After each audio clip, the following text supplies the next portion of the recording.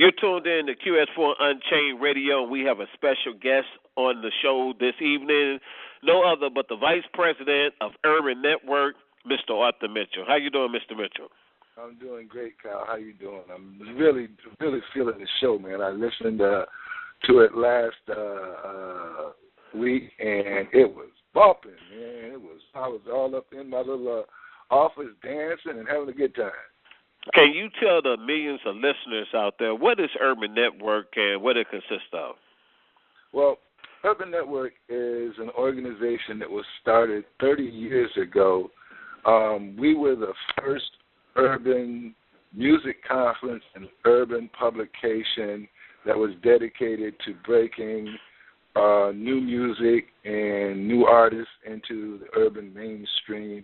And then we also had a magazine that was distributed through all the radio stations, the distribution channels, and we put on the largest entertainment convention that there was. In retrospect, it was Jack the Rapper and Urban Network. Those are the two biggest things that you went to. Everybody who's anybody in the entertainment industry at some point in time has had some affiliation that come through Urban Network in one way, shape, form, or another. Some of the impact of national artists that Urban Network has brought into the industry, can you name a few? Yeah, we were the first ones to break Beyonce and Destiny's Child. We brought R. Kelly out when he was first getting started. If you talk to Ludacris said on many an interview he got his start at Urban Network. We broke Mary Mary from the gospel side. The owner of Urban Network, Miller London, was Berry Gordy's vice president for 21 years at Motown.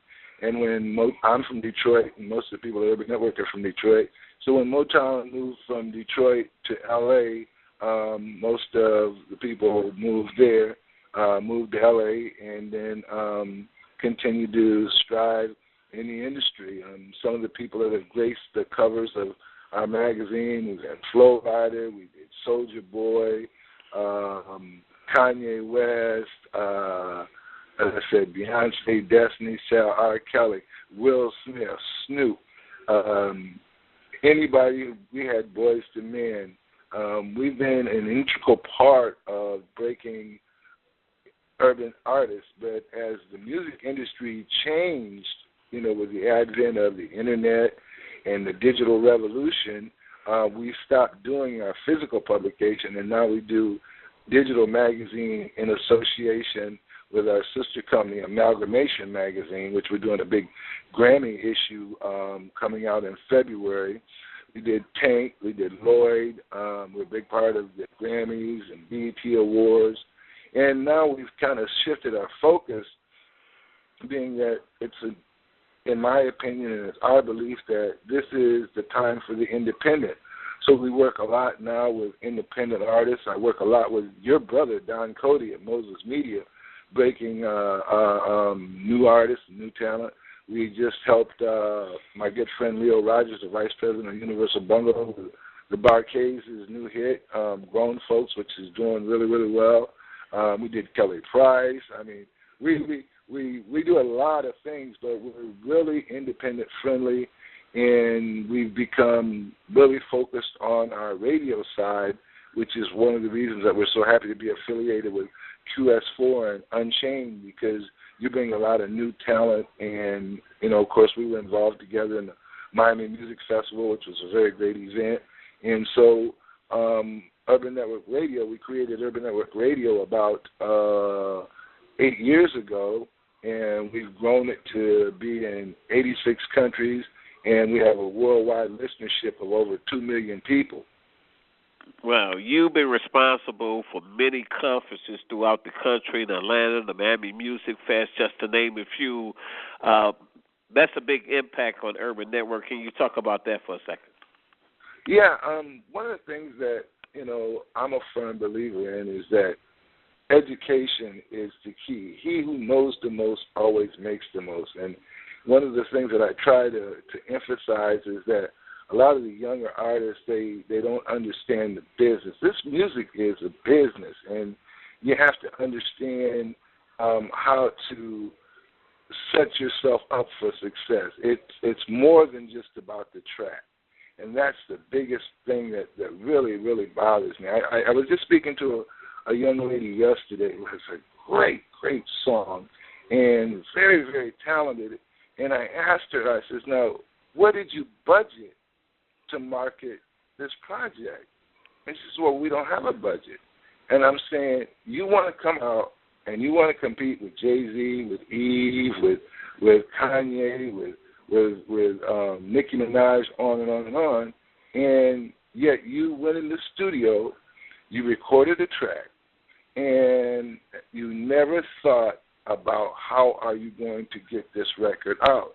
And what happens with artists, young artists, is that they get caught up in the music side, and they bump it in their Jeep, in their truck, and it sounds great on those big speakers in the studio, and they program themselves to think that this is the greatest thing since sliced bread.